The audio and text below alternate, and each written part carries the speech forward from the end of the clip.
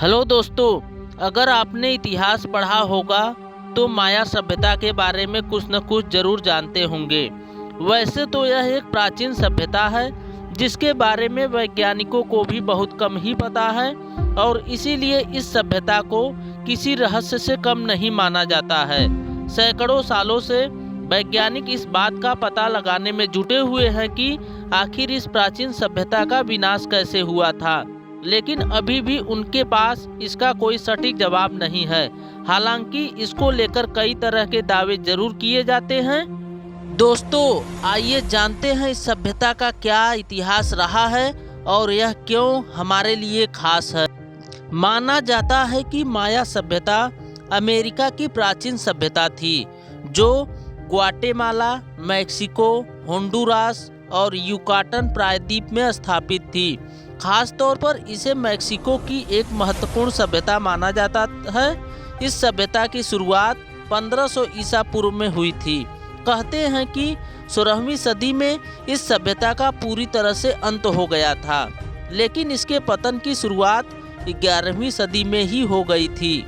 दोस्तों, कुछ साल पहले शोधकर्ताओं ने बेलीज के प्रसिद्ध ब्लू होल और उसके आसपास खनिजों का विश्लेषण किया था, जिसके आधार पर उन्होंने कहा था कि 800 से 900 ईस्वी के मध्य यहाँ एक भयंकर सूखा पड़ा था और उसी के वजह से माया सभ्यता का विनाश हो गया। हालांकि लाइफ साइंस की रिपोर्ट कुछ और ही कहती है। उनके मुताबिक सूखा 6वीं शताब्दी से लेकर 10वीं शताब्दी तक पड़ा था, जो माया सभ्यता के अंत का कारण बना। दोस्तों, ऐसा माना जाता है कि माया सभ्यता के लोगों को कला से लेकर गणित, वास्तुशास्त्र, ज्योतिष जैसे क्षेत्रों में महारत हासिल थी।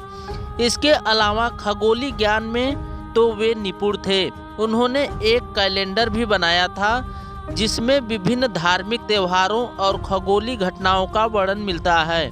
इसे माया सभ्यता का कैलेंडर कहा जाता है। शायद आपको पता न हो, लेकिन माया सभ्यता के कैलेंडर में ही इस बात की भविष्यवाणी की गई थी कि 2012 में दुनिया खत्म हो जाएगी। हालांकि यह भविष्यवाणी गलत साबित हुई थी। वैसे माया सभ्यता की शासन व्यवस्था के बारे में तो कोई खास जानकारी नहीं है, लेकिन माना जाता है कि माया शासक सामान्यतः पुरुष ही हुआ करते थे। कभी कभार भी ही रानियां शासन करती थी। इस सभ्यता में राजा का पद पैतृक होता था, जिसके मुताबिक उसकी मौत के बाद उसका बेटा ही शासन राजा बनता था।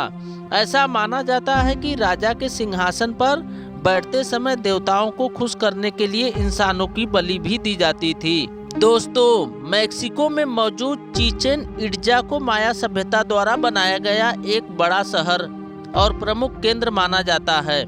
यह यूनेस्को के विश्व धरोहर स्थलों में भी शामिल है। चिचेन इट्जा में आकर्षण का केंद्र पिरामिड एल कैस्टिलो है।